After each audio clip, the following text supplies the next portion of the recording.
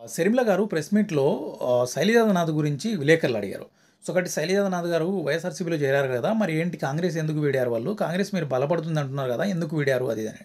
So, ఒకటి శైలజానాథ్ గారు ఏదైనా అధికార పార్టీలోకెళ్తే ఏదైనా అధికారం వస్తుందని వెళ్తారు. ఇట్లా అధికారం లేనప్పుడు ఆ పార్టీలోకి వెళ్తే డబ్బు కోసం పోయింటాడు. అందుకోసమే డబ్బు కోసమే వెళ్ళింటాడు. సో, కాబట్టి అలాంటి వ్యక్తుల గురించి మాట్లాడాల్సిన అవసరం లేదని మాట్లాడారు. మరి ఆ రోజు కాంగ్రెస్ అధికారంలో లేకపోయినా కూడా ఆంధ్రప్రదేశ్‌లో మరి కాంగ్రెస్ పార్టీలో చేరి నువ్వు పీసీసీ పదవి ఎందుకు తీసుకున్నట్టు మరి? ఇది ఏంటి? అంటే షర్మిల గారు మీరు ఒకవైపు ఒక ఏలు చూపిస్తే మీ దిక్కు 16 వేలు చూపిస్తాయి. ఎందుకంటే మీరు మాట్లాడుతున్న మాటల తీరు అటుంటుంది. డెఫినిట్‌గా వచ్చేసి ఏది ఏమైనా కూడా వైఎస్ఆర్‌సీపీ పార్టీ నీరు గార్చిపోయిందంట, మునిగిపోతుందంట. అసలు ఆ పార్టీ మునిగిపోతుందంట. అసలు ఆ పార్టీ మునిగిపోవడం ఏంటి?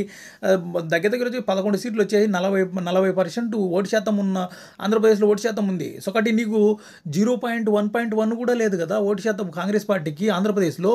సో, కాబట్టి అలాంటి పార్టీకి ఏదైనా బతికిస్తావని చెప్పి నిన్నెక్కిస్తే ఇంకాస్త ముంచేసావు నువ్వు. గత ఎన్నికల్లో 3% అన్న వచ్చింది. ఈసారి 3% కూడా రాలేదు. సో, కాబట్టి షర్మిల గారు మాట్లాడుతుంది ఏదైతే ఈమె పీసీసీ ప్రెసిడెంట్‌గా కాంగ్రెస్ పార్టీకి ఉన్నా కూడా సుఖం లేదు ఇక్కడ కూడా. అనవసరంగా వేస్ట్. కేవలం వచ్చేసి జగన్మోహన్ రెడ్డి టార్గెట్ చేయడానికి, ఆమె ఆస్తులు కాపాడుకోవడానికి ఏదైనా ఒక ప్లాట్‌ఫార్మ్ కావాలి. జగన్మోహన్ రెడ్డి మీద అగెయిన్స్ట్‌గా పోరాడడానికి మాత్రమే దానికోసం ఉపయోగించుకుంటాందే తప్ప కాంగ్రెస్ పార్టీ బలపడాలనో లేకపోతే ఇంకొకరు బలపడాలనో కూడా ఎక్కడా కూడా ఆమె ఆశించడం లేదు. కేవలం వచ్చేసి తన ఆస్తులు కాపాడుకుండే పనిలో మాత్రమే షర్మిల ఉంది అనేది చాలా క్లియర్ కట్‌గా కనిపిస్తది.